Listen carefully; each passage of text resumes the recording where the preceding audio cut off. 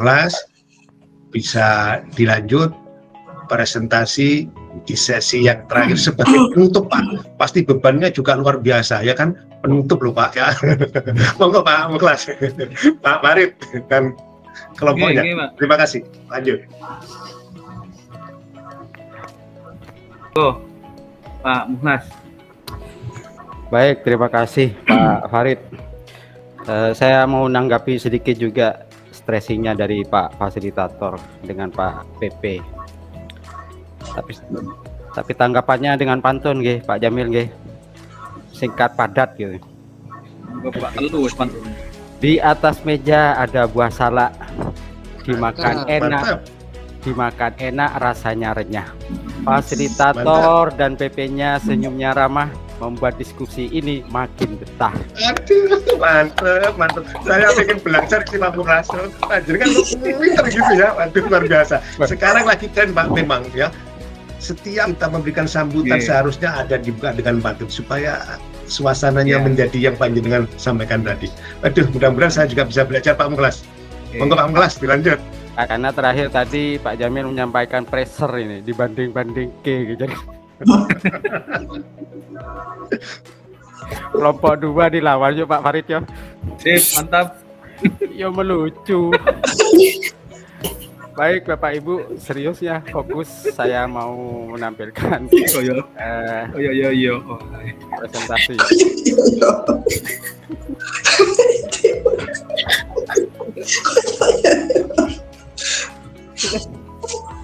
Sudah bisa dimulai nggih? Monggo, 10 menit dari sekarang Pak Muklas. Jangan jadi kolonial ya Pak Farid ya. Kita sudah merdeka ini. Saya sesuai tupoksi Pak. Monggo. Baik. Ya. Mantap. Baik Bapak Ibu, saya mulai lagi. Ngapunten ya tadi ya, gagal fokus gara-gara sibuk bikin pantun saya. Dari kelompok 112B terkait pembahasan tugas kelompok dari kelompok marmer berbuka puasa. Lanjut. Nah, ini nampak jelas sekali di tampilan awal saja sudah ada slogan Ki Hajar Dewantara ini ya. Ini paling penting ini. Ing ngarso sungtulodo, ing madya mangunkarso, tutpuri handayani. Nah, ini harus kita tanamkan dalam pemikiran kita dalam sehari-hari. Pada pembahasan yang pertama ya, kita tidak ada latar belakang ya. Yang tadi saya sampaikan untuk mengefektifkan waktu. Apa kekuatan konteks sosiokultural di daerah Anda yang sejalan dengan pemikiran Ki Hajar Dewantara? Nah, kami kemarin membuat kerangka ada 3, yaitu kegiatan keagamaan, sosial, dan kesenian. Nah, sedikit saya jabarkan untuk kegiatan keagamaan ini, misalnya kita di daerah itu ada kegiatan majelis taklim ya untuk bapak-bapaknya. Kemudian ada fatayat muslimat untuk ibu-ibunya, kemudian memakmurkan tempat ibadah dengan cara sholat berjamaah bagi masjid maupun mushola, kemudian bersama-sama juga merayakan hari besar agama, istighosah rutin, dan pengajian umum. Kenapa ini yang saya bacakan tentang kan bisa saja umpamanya mengaji secara sendiri ya, umpamanya mengaji sendiri, kegiatan sholat juga di rumah sendiri. Tapi di sini kan konteksnya adalah untuk kebersamaan, makanya memakmurkan tempat ibadah dengan cara sholat berjamaah di masjid atau musola, termasuk di antaranya umpamanya mengadakan istighosah rutin dan pengajian umum untuk biar makin merekatkan kebersamaan ya antar kami sesama warga. Kemudian untuk kegiatan sosial diantaranya diadakannya kegiatan gotong royong, membersihkan lingkungan, kemudian kerja bakti, memperbaiki jalan lingkungan, kemudian biasanya yang sering masih membudaya ya yang di desa itu bantu rewang tetangga yang punya hajat ya. Kemudian bantu tetangga yang mengalami musibah. Nah itu juga makin merekatkan kami ya untuk berjiwa sosial dengan sekitar sesuai dengan sosial kultural sesuai pemikiran Ki Hajar Dewantara. Kemudian juga sering diadakannya kegiatan kesenian ya, biasanya pentas seni musik berupa tarian lokal seperti gelipang, kemudian hadrah pada kegiatan keagamaan dan lain-lain. Nah, biasanya ini juga makin membuat kami di desa khususnya semakin kompak bersama melaksanakan kegiatan. Kemudian untuk pembahasan yang kedua, bagaimana pemikiran Ki Hajar Dewantara dapat dikontekstualkan sesuaikan dengan nilai-nilai luhur kearifan budaya daerah asal yang relevan menjadi penguatan karakter murid sebagai individu sekaligus sebagai anggota masyarakat pada konteks lokal sosial budaya di daerah ada. Nah, kami berpendapat diantaranya, satu, mengenalkan budaya sejak dini kepada anak. Misalnya, ada hajatan menggunakan alat musik dan baju adat agar kebudayaan lokal tetap lestari. Nah, sedikit saya jabarkan, karena sekarang ini kan sudah di era global ya, sudah di era modern, banyak fashion rancangan yang sudah banyak sekali ya. Nah, baik, untuk yang kedua, menguatkan rasa kebangsaan dengan cara mengenalkan dan menunjukkan atau menceritakan situs-situs atau tempat bersejarah, misalnya monumen, makam pahlawan, atau tokoh agama, atau tokoh adat, atau tokoh masyarakat yang sudah berkontribusi memberikan sumbangsih atas kemerdekaan dan kemajuan daerahnya, sehingga pada anak akan tertanam rasa bangga dan menghargai sejarah dan pelaku sejarah untuk bisa ditunjukkan dan diceritakan kembali pada penerus kita di masa depan. Nah, sedikit saya jabarkan di sini. Untuk di Maron itu saya ceritakan ada sebuah monumen, sebuah patung pahlawan ya, kemudian juga ada beberapa makam pahlawan. Nah, di persimpangan jalan itu patung atau monumen itu ya, kalau anak-anak sekarang ya mengabaikan atau cuek lah, intinya hanya lewat gitu ya, tidak diindahkan. Nah, oleh karenanya kita sebagai pendidik khususnya harus memberikan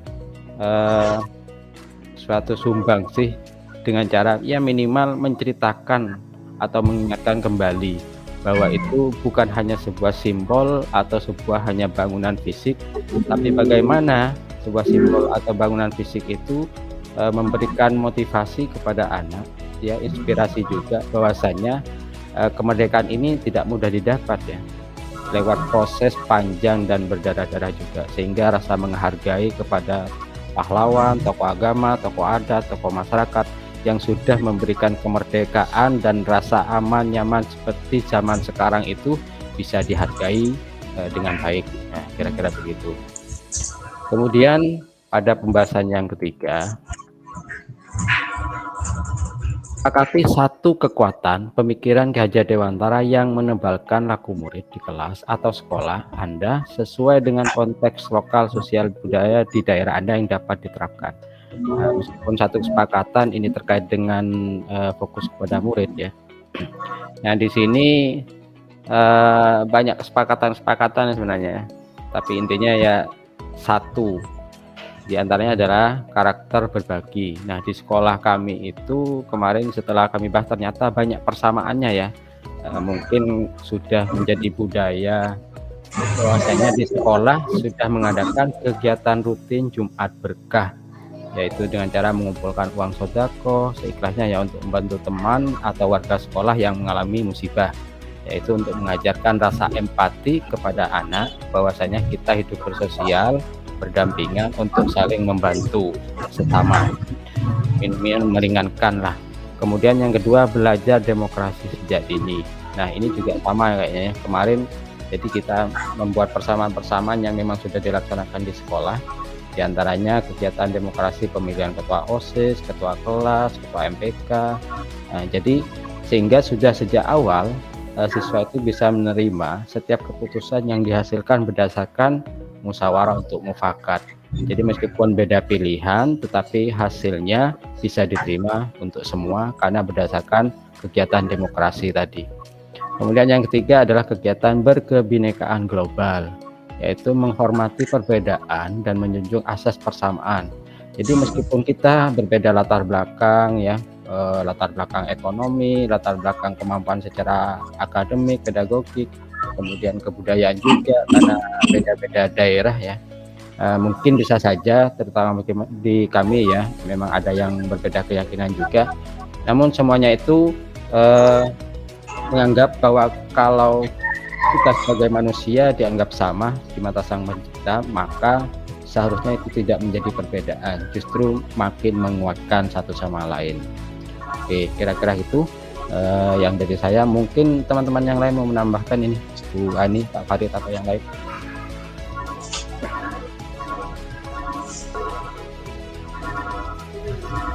Penanaman budi pekerti luhur sesuai dengan Tripusat Pendidikan, konsep dari Ki Hajar Dewantara, di mana Tripusat Pendidikan itu terdiri dari lingkungan keluarga, sekolah, dan masyarakat. Di sini penanaman budi pekerti luhur bisa dimulai dari lingkungan masyarakat dengan cara membiasakan mengucapkan salam ketika bertemu dengan guru di lingkungan masyarakat. Jadi intinya bila ada siswa bertemu dengan guru, entah itu di jalan, siswa dibiasakan untuk mengucap salam. Sopan santun di lingkungan sekolah, membiasakan bersikap santun ketika berada di lingkungan sekolah, mulai dari etika berbicara maupun bersikap. Nah, ini sejak dini mari kita ajarkan di lingkungan sekolah, cara mereka bersikap terhadap seorang guru jangan disamakan dengan seorang teman. Membangun sopan santun tersebut dapat kita implementasikan menjadi sosiokultur daerah atau sekolah masing-masing, seperti pembiasaan 3S, senyum, sapa, dan salam, pembacaan surat pendek, istighosah rutin setiap hari Jumat. Bagaimana pemikiran KHD dapat dikontekstualkan sesuai dengan nilai-nilai luhur kearifan budaya daerah asal yang relevan menjadi penguatan karakter murid sebagai individu sekaligus sebagai anggota masyarakat pada konteks lokal sosial budaya di daerah Anda.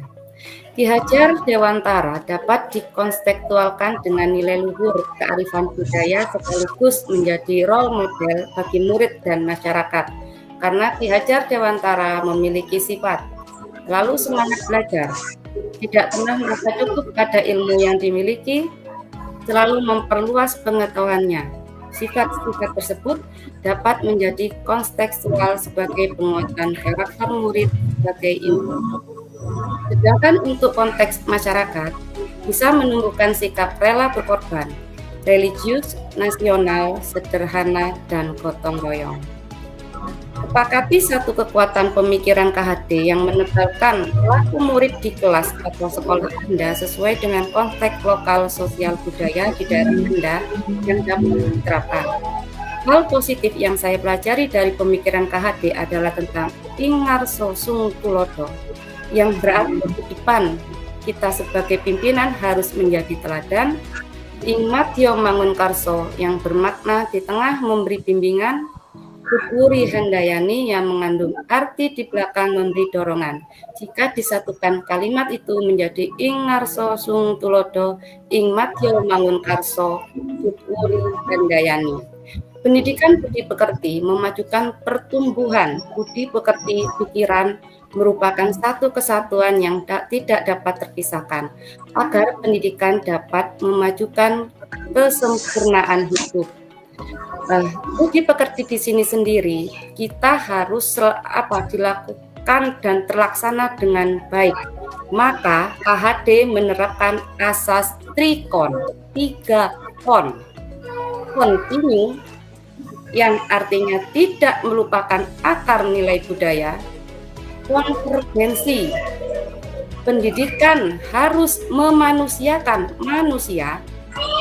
Kon yang ketiga, konsentris, pendidikan harus menghargai keberagaman dan memerdekakan murid sesuai dengan filosofi pemikiran Ki Hajar Dewantara. Sekian dan terima kasih. Saya tutup dengan pantun. Beli kater di toko Bayu, pendidikan berkarakter itu yang KHD mau.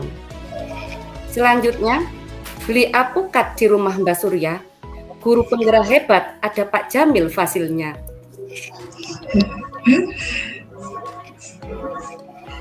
Terima kasih. Assalamualaikum warahmatullahi wabarakatuh. Waalaikumsalam.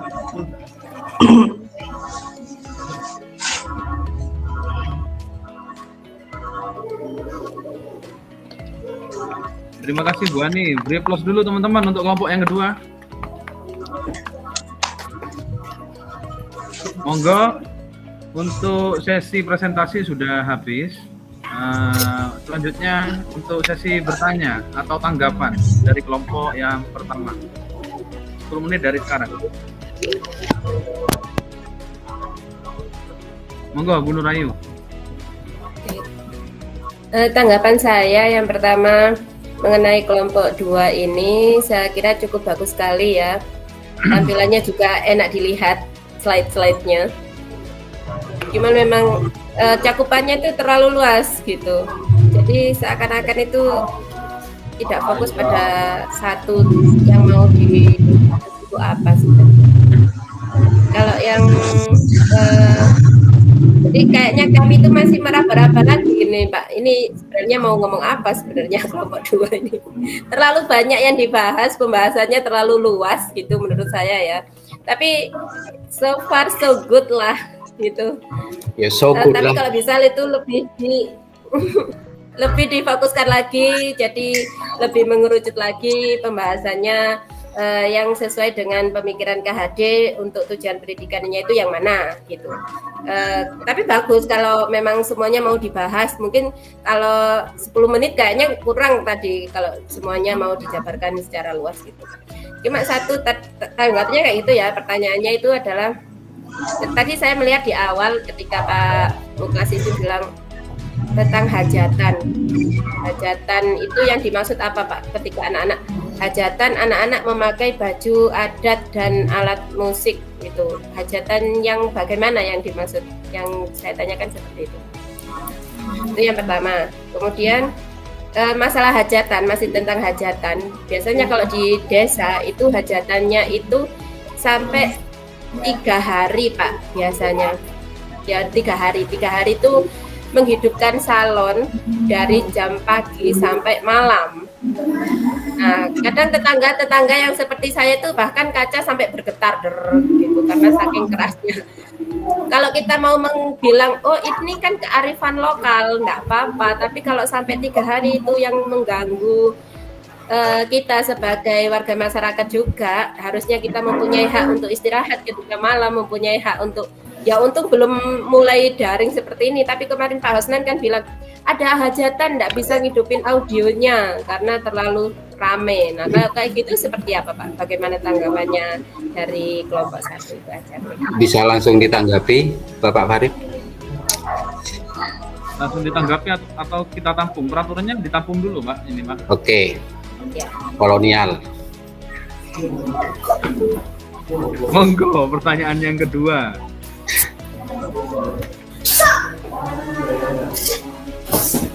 Monggo Bapak Ibu kelompok 1 masih ada waktu.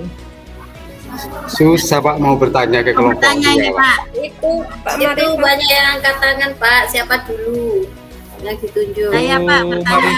Marifah Ya. monggo. Oke. Terkait tadi yang sudah dipaparkan oleh Pak Muklas tadi ya, tentang sejarah-sejarah tadi Pak. Bagaimana cara mengenalkan sejarah-sejarah sosial budaya lokal kepada anak didik ya, khususnya siswa saya itu ya. Anak sekarang itu begitu sulit untuk keterampilan mendengarkan itu, mereka itu kurang tertarik lah ya gitu. Bagaimana caranya mengenalkan budaya-budaya lokal tadi, tentang sejarah tadi kepada anak didik agar mereka tertarik gitu.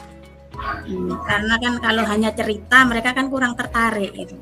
Apa yang bisa kita sampaikan kepada anak didik kita? Karena keterampilan mendengarkan itu bosan kadang anak Pak, hanya mendengarkan itu bosan. Itu saja pertanyaan dari saya. Oke, terima kasih Bu Marifah. Monggo, mungkin masih ada lagi dari kelompok 1. Gunung monggo. Ya, tadi memang benar apa yang dikatakan sama Bayu. Saya juga bingung mau tanyanya yang mana. Iya. Cuman ada poin yang mau saya tanyakan itu Sengaja saya. Tentang keagamaan. Sengaja membuat pusing dulu ya. Ini tadi kan ada budaya berbagi kayak gitu ya kalau nggak salah. Kemudian apalagi ya itulah diantaranya deretannya itu. Nah bagaimana itu kan kegiatan di sekolah. Kalau misalnya bagaimana cara tolak ukurnya kelompok 2 itu mengetahui bahwa itu sudah mendarah daging atau itu sudah dilakukan bukan hanya di sekolah tapi juga di lingkungan masyarakat, di lingkungan dia berada. Itu yang pertama. Kemudian yang kedua, tadi saya di slide yang dibacakan oleh Bu Ani itu ada kata-kata selalu semangat belajar. Nah, yang mau saya tanyakan, karena efek pandemi COVID yang kemarin ini kan sangat besar sekali ya, bukan hanya dari segi ekonomi tapi juga dari semangat belajar anak-anak itu kayaknya juga sangat pengaruh sekali. Nah, mungkin Bapak dan Ibu yang ada di grup yang ada di kelompok 2, kelompok berbuka puasa, mungkin marmer berbuka, marmer berbuka, kelompok berbuka puasa belum, kita berbuka bersama belum berbuka ini masih belum maghrib ini. Mungkin punya triks atau tips untuk meningkatkan semangat belajarnya anak-anak setelah kena pandemi kemarin. Itu kan saya lihat kalau anak-anak saya di SMA itu kayaknya minat belajar untuk anak-anak yang kena efek daring kemarin itu setelah tatap muka itu agaknya kurang dibandingkan yang adiknya yang langsung tatap muka kayak gitu. Mungkin ada tips dan trik untuk hubungannya dengan selalu semangat belajar ini Pak, yang bisa diberikan kepada kami. Itu aja. Oke, terima kasih waktunya habis Ibu. Ya, iya. Waktunya habis. Oke, untuk selanjutnya mungkin saya bacakan Mbak ya. Saya soalnya tadi juga mencatat nih Mbak. Saya bacakan pertanyaan yang pertama dari siapa? Ibu siapa tadi itu? Ibu Cinta. Ya, Ibu Cinta. Ibu Cinta. Ya, pertanyaan pertama ini ditujukan kepada Pak Mukhlas ya. Hajatan atau alat musik yang bagaimana? Maksudnya dari penjelasan Pak Mukhlas. Monggo Pak. Bergerubutin ya. Baik. Mohon Bapak fasilitator jangan gara-gara nama grupnya marmer ya. Jadi mengurangi nilai ini. Baik Bapak Ibu, saya tanggapi jawaban dari Ibu Cinta ya. Gini, kita harus fokus pada pola pikir kita ya. Jadi narasinya kalau melihat dari tekstual pertanyaan yang mau dibahas, kalau saya menyampaikan tentang hajatan ya jangan fokus kepada hajatannya ya Bapak Ibu ya. Halo? Begini maksud saya.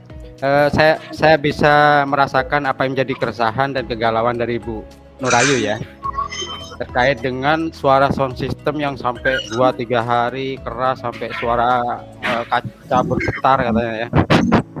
Ya itu memang kita alami di desa ya, dan kita pasti alami itu. Terus bagaimana? Apakah gara-gara kita punya mindset pemikiran Cahaya Dewantara, terus kita mau siaran di masjid, woro-woro suruh hentikan hajatan kan juga nggak mungkin. Gitu ya Bu Ayu ya. Jadi begini, sesuai yang relevansi menurut pemikiran KHD bahwasanya ini kan tidak lekang oleh waktu, kodrat dan zamannya. Jadi apapun itu kan pasti akan terus berkembang, termasuk hajatan dengan berbagai model ya. Kalau dulu mungkin tidak ada pengeras, sekarang pakai pengeras bahkan lebih keras ya katanya Bu Ayu ya. Jadi saya fokus pada kalau hajatannya tidak bisa ditunda atau tidak bisa dihentikan, dan itu mustahil ya kalau hentikan, orang lagi hajatan kok mau dihentikan hanya gara-gara pemikiran Ki Hajar Dewantara. Tapi bagaimana dalam sebuah momen kegiatan yang memang berlangsung dan tidak bisa kita hentikan, minimal memasukkan unsur budaya di dalamnya. Ya tadi itu menggunakan alat musik tradisional lokal, termasuk baju adat yang dipakai dalam kegiatan momen hajatan. Misalnya dalam proses penerimaan tamu. Nah itu biasanya kita melibatkan anak-anak kecil kita ya di dalam keluarga itu menggunakan baju adat. Nah, kemudian Kalau malamnya lah, kalau ada tamu biasanya ya udahlah pakai musik jedar-jedor ya. Tapi biasanya ada acara inti siangnya itu menggunakan musik-musik lokal seperti gending ya, seperti tabuh-tabuhan itu kami gunakan. Dan ini saya ceritakan berdasarkan budaya lokal yang ada di kami, bukan di kelompok 2 ya Bapak Ibu ya.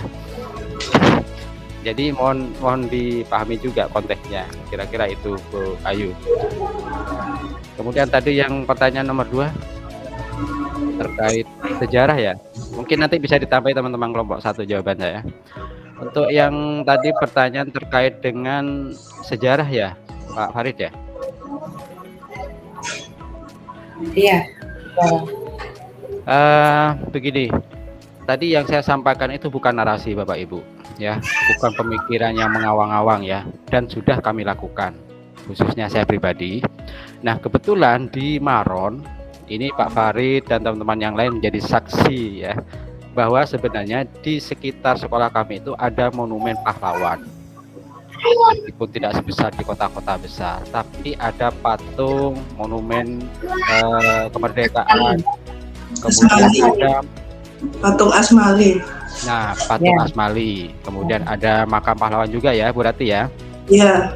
Nah, jadi kalau hanya kita umpamanya secara tekstual book menyampaikan sejarah, apalagi menceritakan daerah lain ya, Sumatera, Aceh dan lain-lain, padahal di sekitar kita ada pahlawan juga, ada makam pahlawan juga yang bisa kita ceritakan. Dan kita tidak hanya bercerita yang ada di buku, tapi langsung ke tempatnya, menunjukkan ini loh monumen, ini loh makam pahlawan. Dan itu biasanya umpamanya dalam kegiatan 17 Agustus ya, hari ulang tahun kemerdekaan Republik Indonesia, kemudian pada kegiatan hari-hari pahlawan lainnya, kita selalu umpamanya tabur bunga di tempat makam pahlawan, dan itu kita tunjukkan dan kita ceritakan. Jadi langsung mengena kepikiran anak-anak. Kalau hanya lewat cerita di buku ya, menceritakan di papan tulis dan begini bla bla bla, anaknya itu tadi bosen juga ya. Jadi mending langsung ke tempat, karena anak-anak sebenarnya suka pembelajaran di luar, yang penting nyampe di pikiran mereka. Daripada kita bercerita di kelas menggunakan buku ya tekstual, mending kita tunjukkan langsung tempatnya, kita ceritakan langsung di tempatnya, itu lebih mengena secara emosional. Kira-kira itu Bapak Ibu. Mungkin yang lain mau menambahkan. Sedikit saya tambah ya Pak Muklas, Unsewu. Mungkin kalau pembelajaran sejarah biar menyenangkan di kelas, kita bisa menggunakan metode storytelling. Jadi seolah-olah kita itu berperan sebagai seorang pahlawan dengan menggunakan intonasi bicaranya seperti ini, gayanya seperti ini. Dengan seperti itu kan murid juga masih nggak kedengeran Bapak Ibu.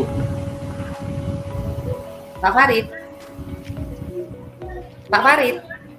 Monggo Bu Ani, suaranya kecil sekali nih di saya. Bu Ani, monggo melanjutkan. Untuk pertanyaan kedua mungkin.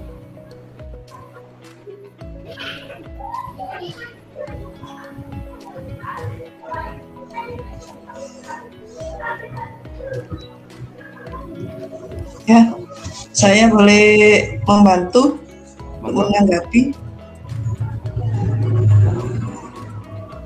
Monggo Bu Rati. Ya, seperti yang sudah dijelaskan Pak Muklas tadi, untuk bagaimana cara mengenalkan sejarah lokal kepada peserta didik agar mereka lebih tertarik untuk mengenal terutama para pahlawan lokal. Kebetulan di sekolah saya pembelajarannya sudah menggunakan LCD dan LCD, kemudian ada ruang khusus yaitu ruang auditorium yang digunakan untuk pembelajaran presentasi dan sebagainya. Dan kebetulan waktu itu saya mengajar IPS tentang sejarah pahlawan, dan di situ saya selipkan tampilan foto-foto para pahlawan terutama di Maron, kemudian tempat-tempat yang bersejarah di Maron kepada peserta didik. Nah, dari situ peserta didik lebih tertarik untuk mengetahui pahlawan siapa saja yang ada di sekitar lingkungan mereka, seperti itu. Untuk yang lain. Suara saya bisa masuk, Pak Farid? Ya, masuk sudah Pak Eko. Bisa saya tambah ya? Monggo, nggak perlu ke THT saya Pak Eko, monggo. Ya. Tadi pertanyaannya Ibu siapa? Bu Nung Hasi ya? Siapa yang kedua? Yang kedua. Saya Pak, saya. Bu Marifa. Oke. Bu Marifa. Maaf Bu ya. Bagaimana mengenakan sejarah lokal kepada anak didik supaya lebih menarik, begitu nggih Bu ya? Oke. Saya bantu jawab. Sekarang ini adalah era digital. Nah, untuk supaya jangankan anak murid, guru-gurunya sekarang sudah banyak yang sudah lepas, sudah jauh relnya dari sejarah. Sudah banyak yang nggak tahu, yang guru-guru yang apa ya, apalagi anak murid. Nah, makanya dari itu mulai dari untuk mengingatkan itu kembali, apalagi sekarang di era digitalisasi, kita bisa mengakses mengakses museum-museum digital. Apalagi anak sekarang kan anggaplah 80% pegangannya gadget. Jadi HP. Anak saya pun yang kelas 2 itu pulang sekolah HP, pulang ngaji HP, pulang les HP, semuanya serba HP.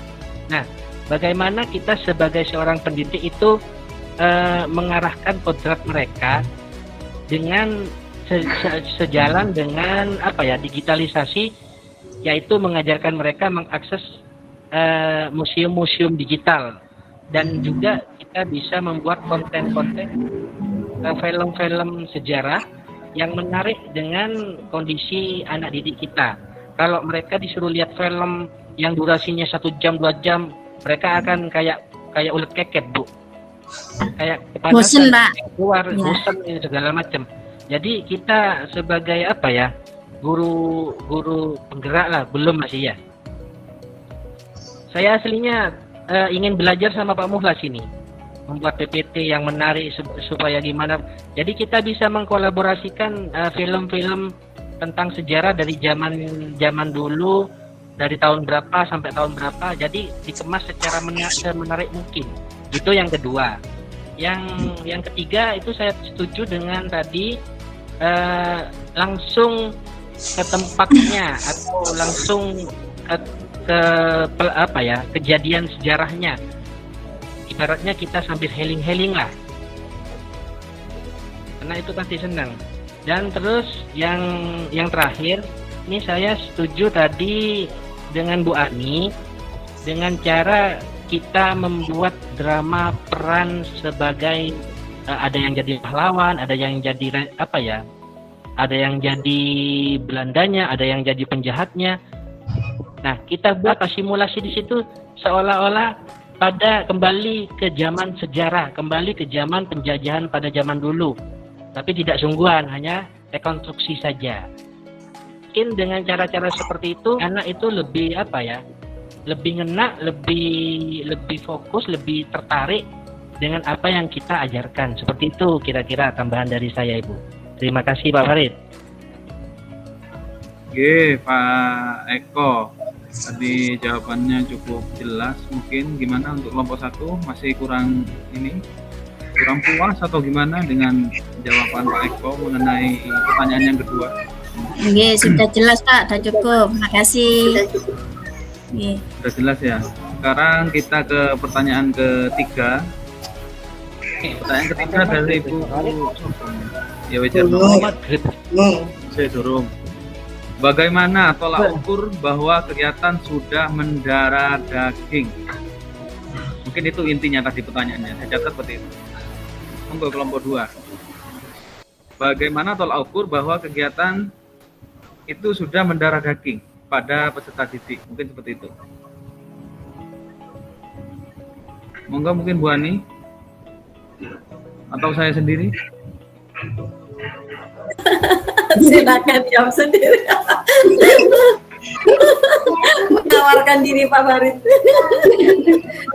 Mungkin saya akan menjawab Bapak Ibu. Mungkin saya akan menjawab dikit dari pertanyaan nomor 3 ini. Mungkin anak-anak itu yang disebut darah daging, anak-anak sudah sadar dan tidak perlu adanya pemaksaan lagi. Jadi setiap ada kegiatan atau peraturan baru di sekolah maupun masyarakat, mereka tidak perlu adanya pemaksaan. Jadi sudah sadar diri akan melakukan hal yang baik. Dan itu pun tentu perlu tuntunan dari kita sebagai Bapak Ibu guru, harus sabar sebagai Bapak Ibu guru untuk menuntun anak selalu berbuat baik, mengajari anak selalu berbuat baik, seperti itu. Apapun itu, terutama di profil pelajar Pancasila kita itu ada namanya keimanan dan ketakwaan kepada Tuhan. Nah, seperti itu yang pertama. Ini maaf saya menarik penyampaian di pembelajaran PJOK saya. Jadi di setiap akhir kegiatan kalau saya ngajar PJOK itu pasti saya kasih yang namanya penguatan karakter. Penguatan karakter itu seperti ayo anak-anak selalu berbuat baik. Yang kemarin tidak baik, sekarang dirubah menjadi baik. Seperti itu. Penguatan tauhid juga saya sisipkan di sela-sela waktu. Seperti untuk sholat anak-anak, ayo anak-anak kalian yang belum sholat, yang tidak sholat, karena itu kewajiban bagi kalian. Seperti itu. Jadi saya beri penguatan tauhid di sana, penguatan karakter setiap sesi pelajaran mau selesai. Karena yang akhir-akhir itu biasanya melekat. Seperti itu. Bukan hanya cinta ya. Cinta kepada seorang wanita. Yang terakhir itu biasanya yang melekat. Seperti itu. Pak Farid mulai rutin. Itu jawaban dari saya Bapak Ibu. Mungkin ada yang menanggapi lagi dari kelompok 2?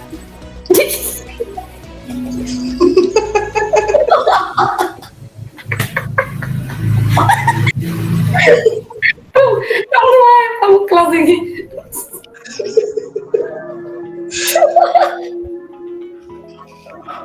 Ayo Pak, arek-arek iki moco chat de iki room iki sing gara guyu. Kalau sudah tidak ada tanggapan lagi, ini yang pertanyaan terakhir yang saya bacakan. Saya bisa nambahin. Ada yang menanggapi ya Bu Rati. Boleh nambahin. Gini. Ya, bagaimana cara tolak ukur? Mungkin yang bisa saya lihat dari peserta didik di sekolah saya, adanya kesadaran diri dari diri mereka, terutama ketika pelaksanaan sholat berjamaah. Jadi tidak ada seperti pemaksaan seperti itu, apalagi sampai ancaman tidak ada. Jadi ketika sudah mulai waktunya sholat berjamaah, mereka sudah langsung bergegas untuk menuju ke musola sekolah dan segera melaksanakan sholat berjamaah. Seperti itu mungkin. Adanya kesadaran diri dari siswa seperti itu. Sebentar Pak Eko, tapi ini diskusi seru, santai, serius, tapi selesai ya, pas pada waktunya juga. Jadi begini Pak Jamil ini tidak berhenti ketawa juga. Iya, seneng saya juga ya melihat diskusi ini sambil baca chat itu lucu-lucu ya. Tapi begini Bapak Ibu ya, jadi apa yang disampaikan oleh kelompok 2, kelompok marmer ini ya. Jadi memang sebenarnya sudah mengerucut Bapak Ibu. Tadi pilihan mereka itu adalah religius, gotong royong, kemudian apa tadi ya. Jadi religius itu dari kawan-kawan itu memang sudah dikaitkan dengan kearifan lokal yang ada di daerahnya masing-masing. Di sana ada kegiatan-kegiatan, kalau ada maulid Nabi, ada apalah ya, ada hajatan, ya.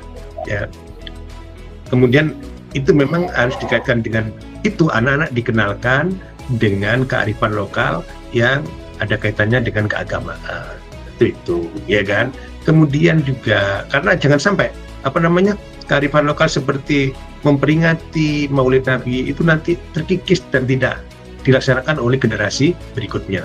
Yang kedua, gotong royong, boleh nggak apa-apa, ya, kearifan lokal di daerah kita, bakti sosial apapun, dan itu harus ditumbuh kembangkan terus. Jangan sampai perubahan zamannya kemudian tidak ada lagi gotong royong. Gotong royongnya lewat virtual bagaimana? Ya nggak bisa, ya kan? Gotong royong selalu dihadirkan mereka, ya. Itu sosialnya tinggi. Kemudian yang ketiga tadi apa, Pak? Yang ketiga tadi Pak Farid. Pokoknya yang ketiga Pak ya, bagaimana tolak ukur bahwa kegiatan sudah mendarah daging pada waktu tadi? Iya, sudah. Kalau yang itu nanti panjenengan ketika akreditasi sekolahnya masing-masing, panjenengan akan tahu cara mengakreditasi asesornya, ya. Jadi kalau panjenengan bilang, oh tiap pagi Pak ya, tiap pagi di sekolah kita setelah ngisi itu ya sudah sholat duha, asesor datang pagi-pagi, lihat musola kosong, nggak ada yang sholat duha ya gitu, gurunya enggak, muridnya enggak, itu artinya belum mendarah daging. Mendarah daging itu artinya sudah terbudayakan, tidak perlu diperintah, katanya sadar diri ya kan, tidak perlu ada aturan-aturan yang harus dipasang besar-besar. Artinya apa? Menanamkan nilai-nilai kepada anak-anak sudah dengan sendiri, sudah mendarah daging. Ketemu gurunya, ketemu orang lain, jabat tangan, salam, senyum, itu sudah namanya yang terakhir terbudayakan, Pak. Jadi sudah menjadi budaya. Kalau sudah menjadi budaya itu seperti apa itu Pak? Kalau di desa itu ada apa ya? Gampang Maulid Nabi itu tiap tanggal ini pasti ada mulutan karena itu sudah menjadi budaya, sudah menjadi kebiasaan orang daerah, ya kan? Itu menjadi ukurannya Bunung ya. Nanti kalau anak-anaknya ya kan tiap hari masih dikasih tahu, masih diperintah, itu berarti belum mendarah daging atau belum menjadi budaya, ya kan? Anak kita di rumah kalau subuh sudah bangun kemudian sholat tanpa diperintah itu sudah menjadi budaya, ya kan? Kalau masih ayo bangun, nah tapi mulanya ya harus begitu Pak, dibiasakan, dibangunkan, diajak, ya kan? Mulanya, lama-lama kan tidak bisa lagi itu, ya. Jadi sebetulnya diskusi sore hari ini endingnya sama, sudah menentukan pilihan. Tadi yang pertama bahasa Jawa, bahasa lokal daerah yang di dalamnya ada nilainya, kok lama-lama dikasih bahasa mulutnya bahasa Jawa kan nggak match dengan daerah Madura, ya tentunya bahasa Madura itu ya. Kemudian yang ini tadi menggarisbawahi religius, gotong royong, kemudian dipilihkan, ya kan, keadaan di daerahnya masing-masing, ya kan. Nasionalisme seperti yang disampaikan Pak Husnan, Pak Mukhlas, itu memang betul Bu Ayu, ya. Anak-anak nanti itu dikenalkan, ya, situs-situs yang ada di daerahnya masing-masing, diajak jalan-jalan ke sana. Yang susah itu lek jalan-jalan nggak ada duit, nggak lek ngomong ke Polo ini terus kau no duitnya gitu, ya kan? Itu susahnya, gitu ya. Kira-kira itu Bapak Ibu. Nanti diskusi berikutnya kita lanjutkan. Jangan lupa hasilnya nanti diunggah tanggal 1 November ya. Itu ya. Nggak usah saya buka sesi pertanyaan Pak Farid ya, karena sudah maghrib gitu ya. Terima kasih banyak. Mudah-mudahan diskusi yang relax ya, santai, serius, selesai ya, banyak bulone ya kan, tapi berguna ya, ini bisa bermanfaat dan membawa berkah kepada kita semua Bapak Ibu ya. Terima kasih kehadirannya Pak Farid, Pak Mukhlas, Pak Eko dan ibu-ibu semua, Pak Setio juga ya. Terima kasih banyak. Kita akhiri dengan bacaan Alhamdulillahirrahmanirrahim. Assalamualaikum warahmatullahi wabarakatuh. Monggo panjenengan. Waalaikumsalam warahmatullahi wabarakatuh. Bisa foto dulu Pak. Oh ya, foto dulu. Oke, semangat pokoknya. Saya mau tanya Pak. Iya Pak. Sambil bertanya Pak. Pak Jamil, ini untuk tugas kita unggah per individu di LMS atau ini Pak? Puas berpose gitu Pak Farid. Hah? Per individu Pak. Tapi ya hasilnya ini, nggak apa-apa. Biar saya harus di sini. Oke Pak, terima kasih. Oke, ayo Pak Farid. Semangatnya saya semangat lagi Pak. Ya. Terima kasih Pak. Boleh. Ya. Oke, salam literasi.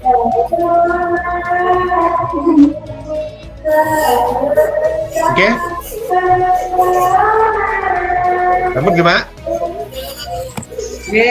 Oke, terima kasih ibu-ibu, bapak-bapak, monggo panjenengan bisa meninggalkan room, berangkat sholat berjamaah dan di jalan ya.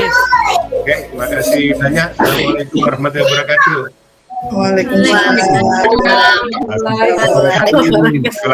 Mohonlah biarkan sendirian di Romes. Pak Mulas Jano nginep neng kono wes. Harap patung asmali. Pak Farid, Ya, Bu. Pak Farid. Oke. Teman tadi tanya ya apa nama Pak Jamil? Enggak, penugasan itu untuk kita akan unggah sebentar lagi di LMS. Nah, itu per individu atau kelompok? Apa hanya perwakilan satu? Ternyata kata Pak Jamil per individu di LMS seperti itu. Dia share PPT ya. sama Ya. Ya pasti. Hasilnya PPT bener. itu ya, jangan lupa Ya, PPT-nya PPT itu. dikasih nama anggotanya. Kalau saya ngasih Pak Farid 100 berarti Pak Mukhlas 100, Bu Rati 100, Pak Rozan 100. Kalau saya ngasih Bu Ayu 100, nanti Pak Setio ya 100 semua. Ya sudah. Gitu. Sama Ya. Pak ya. Mudah-mudahan Pak Oh, Farid iya, ya iya. 100. Pak. Satu-satu Ya, Pak. ya. Pak Muklas mintanya 101 katanya. Oh, gitu ya. Iya, mantap gitu ya. Oke, mohon maaf Bapak. Terima Dari kasih. marmer ke keramik Ya. pecah belah. Oke. Yang ini loh ya, kalau diskusi yang ria gini saya senang ya. Jangan ngantuk, jangan kelihatan redup matanya. Tapi kalau nggak ada Pak Mukhlas nggak hidup ini. Iya, Tidak ada Pak bener, Muklas Pak. Ya itu baik. marmernya tadi Pak yang bikin mahal itu marmer. Loh, marmer lagi Pak Muklas Bu. Monggo panjenengan bisa Ya sudah, meninggalkan monggo. Monggo, Pak. Iya, Pak. Assalamualaikum. Terima Waalaikumsalam. kasih Pak Monggo, Pak. Jamil. Nggih. Assalamualaikum. Monggo Bu. Nggih Bu Iva, Bu Rate, Pak Iya, Mukhlas. Assalamualaikum Bapak, matur Waalaikumsalam. nuwun. Sami-sami nggih Bu Rate. Pak Mukhlas juga